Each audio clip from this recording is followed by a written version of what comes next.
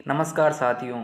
आज विषय शिक्षा के अंदर सबसे ट्रेंडिंग कोर्स जो है diploma course in special education, जिसके बारे में जानकारी देने जा रहा हूँ। उसके एक जो फॉर्म है वो स्टार्ट होने जा रहे हैं और उसका जो एडमिशन होगा वो बिना एग्ज़ाम के होगा। इसके बारे में आज हम संपूर्ण जानकारी प्राप्त करेंगे। जो कुछ पॉइंट बना के लाया हूँ उसका आंसर देने की मैं कोशिश करूँगा। चलिए बारी बारी से उनका आंसर देने की मैं कोशिश करता हूँ। सबसे पहला क्वेश्चन आता है कि कौन कौन यहाँ पर फॉर्म भर सकता है। तो यहाँ पर फॉर्म भरने के लिए आपके पास 12th कंप्लीट होनी चाहिए। 12th का रिजल्ट आ चुका है वो बंदे सब यहाँ पर फॉर्म भर सकते हैं, या आपके पास में ग्रेजुएशन है कुछ भी, यानी 12th के बाद भी जितना भी आपने कोर्स किया है कब से मिनिमम जो क्वालिफिकेशन चाहिए वो 12th चाहिए। 12th के बेस पर ही आपका एडमिशन होगा।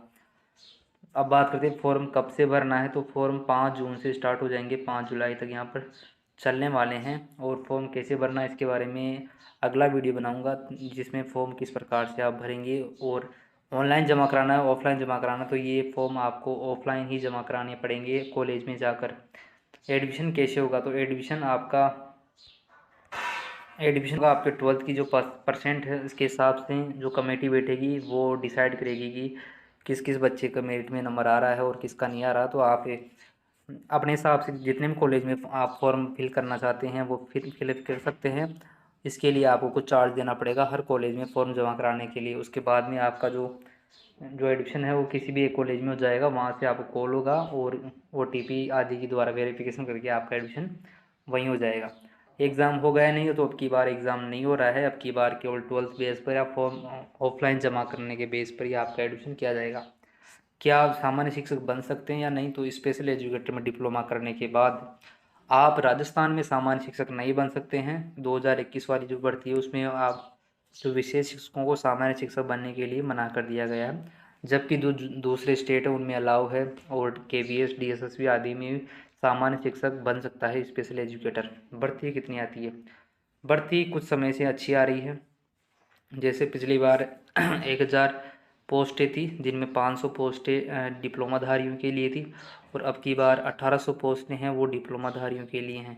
तो इस प्रकार से अच्छी पोस्टें आ रही है, यानी कम से कम 2000 पोस्टें हैं जो इस बार TSP और नॉन TSP की 2000 पोस्टें राजस्थान में जो अब की बार आई है। 2022 वाला एग्ज़ाम हुआ उसमें तो अच्छी खासी जो वैकेंसी है वो देखने को मिल रही है, और आगे भी अच्छी वैकेंसी आने की उम्मीद है। तो अभी कंपटीशन की बात करें तो अभी रीट में जो रीट क्वालिफाई बंदे थे वो 12,000 थे। 12,000 बंदों से ही प्री रीट का एग्ज़ाम जो फाइट हुआ था, उसके अलावा बंदे फाइट नहीं कर पाए थे। तो अभी कंपटीशन इतना नहीं है, क्योंकि वैकेंसी यहाँ पर 2,000 के आसपास थी। तो एक जो पोस्ट है उसमें 6 कैंडिडेट यहाँ पर कंपटीशन देखा गया है, जबकि जनरल में 10 से 12 का कंपटीशन रहता है। तो उसके मुकाबले काफ़ी कम कंपटीशन अभी तक। ये वैकेंसी के ऊपर निर्भर करता है, क्योंकि अब की बार अच्छी वैकेंसी थी। अगर आने वाले समय में वैकेंसी अच्छी नहीं आती है तो कंपटीशन बढ़ने के चांस है, क्योंकि कोर्स बहुत सारे कर रखे हैं बट उनसे रीट क्वालिफिकेशन नहीं हो पाया है, इस वजह से कंपटीशन कम रह गया है। स्पेशल BST करे या B.Ed, स्पेशल B.Ed करिए। अगर आप जो ग्रेजुएशन कंप्लीट हो चुकी है तो आप स्पेशल B.Ed कर सकते हैं, क्योंकि स्पेशल B.Ed में BST या जो स्पेशल डिप्लोमा हो उससे भी बहुत कम कंपटीशन है। यहाँ पर जो रीट क्वालिफाई बंदे थे केवल 2-2.5 हज़ार बंदे थे जिन्होंने रीट क्वालिफाई किया था, जबकि जो BSTC में 12,000 बंदे थे, जबकि पोस्टें दोनों में बराबर आई थी। इसमें कोई वो नहीं है। पिछली बार 500 जो रद्द हो गई थी उसके जोड़कर 2500 के आसपास, यानी 2500 पोस्टें यहाँ पर B.Ed वालों के लिए अब की बार आई है, जबकि जो फॉर्म लगे हैं वो भी 2500 के आसपास लगे हैं। तो इस प्रकार जितने फॉर्म है उतनी यहाँ पर वैकेंसी अभी 2022 वाली है, जबकि पिछली बार तो दोनों के बराबर थी 500-500। तो इस प्रकार से आप देख सकते हैं BSTC में थोड़ा कंपटीशन ज़्यादा है, क्योंकि 12th बाद में कर लेते हैं, जबकि ग्रेजुएशन के बाद में B.Ed बहुत कम बंदे करते हैं, क्योंकि B.Ed की जो फीस है वो BSTC के मुकाबले कुछ ज़्यादा है। और B.Ed के बारे में नॉलेज अभी वर्तमान समय में कम है लोगों को। फीस कितनी लगती है, तो BSTC के अंदर ऑफिशियल जो फीस है वो 40,000 रुपये है, जबकि ये अपने हिसाब से कॉलेज वाले एडिशनल शुल्क के हिसाब से अब कुछ फीस बढ़ा सकते हैं सुविधा के हिसाब से। फिर भी जो नोटिस आया उसमें यह आया कि जो फीस गवर्नमेंट ने निश्चित कर रखी है वो ही फीस लेंगे, उसके अन्यथा अलावा फीस नहीं लगेगी।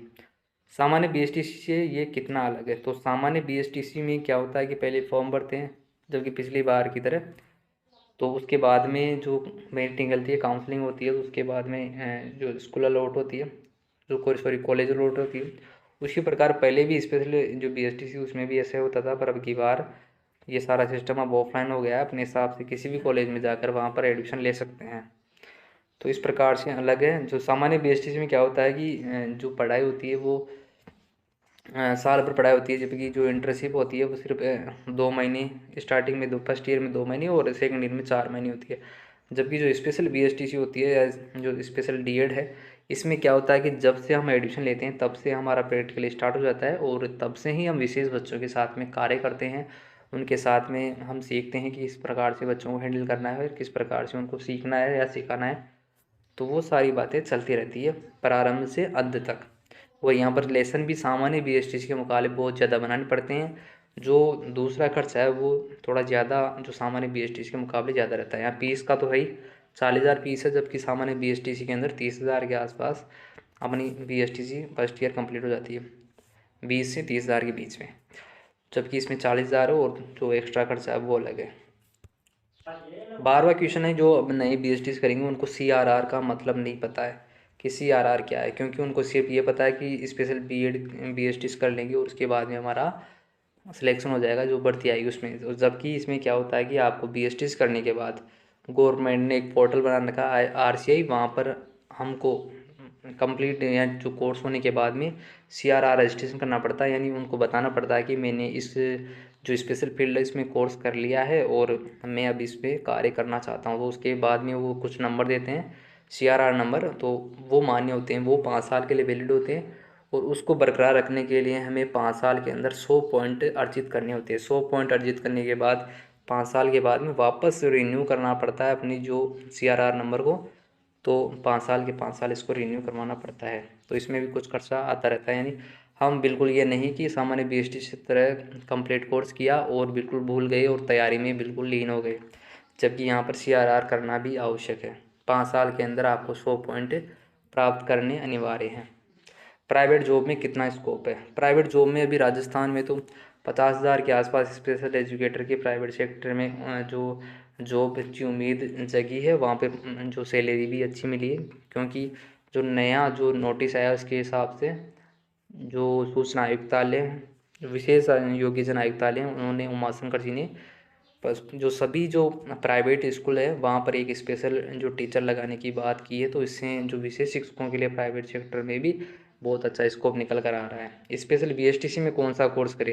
तो स्पेशल BSTC में क्या है, जो राजस्थान में मेनली 3 प्रकार के कोर्सों की वैकेंसी आती है, जबकि इसमें 7-8 प्रकार के 16 प्रकार के जो कोर्स हैं वो करवाता है स्पेशल जो RCI है, वो स्पेशल क्षेत्र के अंदर।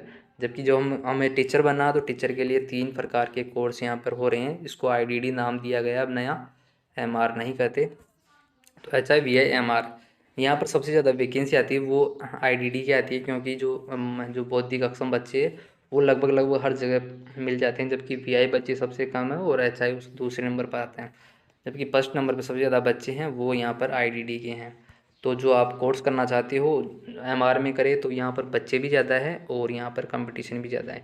यहाँ पर अभी रेट की बात करें तो यहाँ पर 5,500 के आसपास फॉर्म आए हैं, जबकि HI के अंदर 4,000 के आसपास और VI के अंदर 2-2,500 फॉर्म आए हैं। जबकि यहाँ वैकेंसी भी इतनी है, MR के अंदर 930 की वैकेंसी है, जबकि VI के अंदर 200 के आसपास और HI के अंदर 400 के आसपास वैकेंसी यहाँ पर देखी गई है। तो इस प्रकार से आप निर्णय कर सकते हैं कि आप कौन सा कोर्स करना है। ज़्यादा बच्चे, ज़्यादा कंपटीशन और ज़्यादा वैकेंसी MR के अंदर आती है। और यहाँ पर क्या होता है कि डिवाइडेशन ढंग से नहीं हो पाता, क्योंकि पोस्टें कम आती है।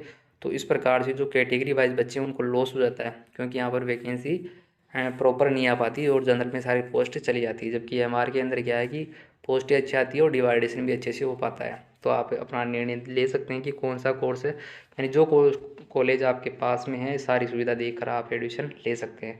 कॉलेज कैसी मिलेगी? कॉलेज के लिए बता दिया कि आपको कॉलेज में जाकर फॉर्म जमा कराना पड़ेगा और उसके बाद में वो मेरिट के हिसाब से आपसे से कांटेक्ट करेंगे और आपका जो वेरिफिकेशन है वो करके RCI है वो एक नंबर जनरेट करेगा। वो नंबर से आप, यानी आपके रोल नंबर होंगे, जो रोल नंबर से आप फर्स्ट ईयर, सेकंड ईयर और डिप्लोमा सारे में वो दर्ज किया जाएगा। यानी वो आपके एनरोलमेंट नंबर है जो यानी अंत तक आपका साथ देंगे। इस प्रकार से मैं 5 क्वेश्चन ले रहा हूँ। अगर कोई और क्वेश्चन हो आपको स्पेशल BSTC से रिलेटेड तो वो मुझसे पूछ सकते हैं और मैं उसका जवाब देने की मैं कोशिश करूँगा। अब जो नोटिस आया है उसके बारे में देखते हैं कि उसमें क्या-क्या चीज़ें मेंशन है, तो उसके बारे में हम बात करते हैं। ये नोटिस आया, इसमें क्या है कि जो प्रवेश की प्रक्रिया की शुरुआत है जो 5 जून से यहाँ पर स्टार्ट होना बताया है। और जो जो उम्मीदवार है वो 10वीं और 12वीं की मार्कशीट लेकर के, जो प्रमाण पत्र वो साथ में आता है, और जो कास्ट सर्टिफिकेट है वो लेकर के, जो अगर पीडब्ल्यूडी है यानी जो डिसेबल पर्सन है वो हो तो उसका भी सर्टिफिकेट आपको लेके जाना है कॉलेज में। और 5 जून से 5 जुलाई तक आपको ये फॉर्म के साथ में संलग्न करना है। और जो उम्मीदवार है वो जो ऑनलाइन कॉलेज वाले ऑनलाइन करेंगे पोर्टल में सभी उम्मीदवारों का, जो आपने फॉर्म जमा करवाया है कॉलेज में, तो कॉलेज वाले उसको ऑनलाइन करेंगे। वो 6 से 10 जुलाई के बीच में डाटा वो ऑनलाइन करेंगे कि इनके फॉर्म हमारे पास में आए हैं। और जो फिर जो 11 से 15 जुलाई तक है, इस जो बच्चे एडमिशन हो चुका है जिस इस कॉलेज में, तो उनका क्या करेंगे, वो OTP या हम वेरिफिकेशन करेंगे OTP ईमेल के द्वारा, मोबाइल के द्वारा, 11 से 15 जुलाई के बीच में।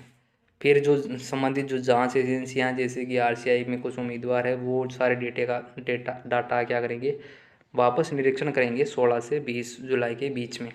और RCI की वेबसाइट पर जो लिस्ट आ जाएगी किन किन की आपका नाम, आपने कौन से कोर्स में एडमिशन लिया है और कौन से आपका स्कूल में आपका एडमिशन हो चुका है, इसकी घोषणा की सूची आपको साइट पर मिलेगी 26 जुलाई के। यानी कि जो लिस्ट आएगी आपका कि इस कॉलेज में आपका नंबर आ चुका है और इस कोर्स में आपने प्रवेश लिया है। फिर क्या है कि उम्मीदवारों को जो NBER है और RCI है उनके द्वारा उम्मीदवारों को एक इनरोलमेंट नंबर PRN नंबर जो होता है, जैसे इनरोलमेंट नंबर होता है वैसे ही एक PRN नंबर होता है, वो दिया जाता है। यानी वो आपको फर्स्ट ईयर सेकंड ईयर में एक रोल नंबर के रूप में कार्य करेगा। वो आएगा 27 से 29 जुलाई के बीच में, यानी आपका एडमिशन कंप्लीट हो जाएगा। और सभी शिक्षण संस्थान में पढ़ाई स्टार्ट हो जाएगी, वो 1 अगस्त से स्टार्ट हो जाएगी। तो ये था शेड्यूल यहाँ पर दिया गया है। तो इस प्रकार से आप देख सकते हैं कि 5 जून से आपके फॉर्म कॉलेजों में लेना स्टार्ट हो जाएंगे।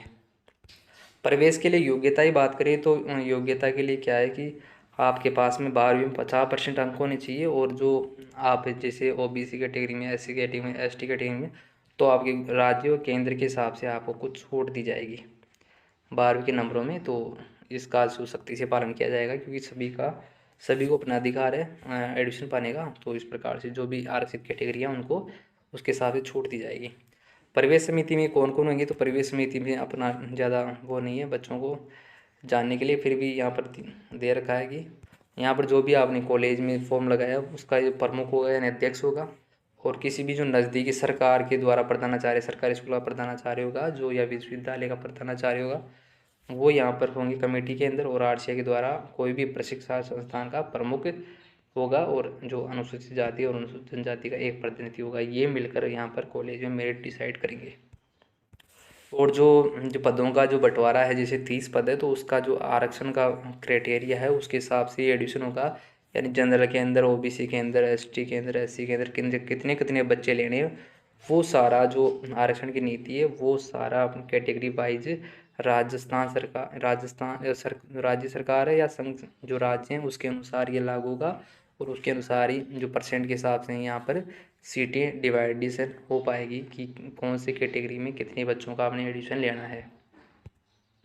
और ये है कि किसी भी परिस्थिति में जो अंतिम जो दिनांक है फॉर्म भरने की वो नहीं बढ़ाई जाएगी। हाँ, अभी तक जो RCI में जो फॉर्म भरवाने की जो डेट है वो बढ़ती रही है, फिर भी यहाँ पर अलग से मेंशन किया जा रहा है। तो अंतिम दिनांक का इंतज़ार किए बिना आपको कॉलेजों में फॉर्म जमा करवाना पड़ेगा। प्रवेश केवल अनुबंधित भर्ती के लिए किया जाना है और इस स्थिति में सीटों का स्वीकृत संख्या से अधिक, यानी जो सीटें जो किसी कॉलेज में 30 सीटें हैं, किसी में 35 सीटें हैं, तो उससे ज़्यादा का एडमिशन नहीं किया जाएगा। जितनी सीटें स्वीकृत है उन्हीं सीटों का ही यहाँ पर एडमिशन किया जाएगा। प्रवेश जो पारदर्शिता का जो यानी सुनिश्चित किया जाएगा, यानी कि जो भी मान लो किसी प्रकार की कोई गलती आई तो जो प्रशिक्षण संस्थान है यानी कि कॉलेज है उसका प्रमुख की जिम्मेदारी होगी कि जो एडमिशन है वो पारदर्शी तरीका से किया जाए। प्रवेश प्रक्रिया को बिना किसी मुकदमे के यानी किसी प्रकार की कोई कोर्ट केस में ना पड़े और आराम से सभी को समान रखते हुए किसी प्रकार का घपला किए बिना एडमिशन किया जाए बच्चों के साथ में अन्याय नहीं किया जाए।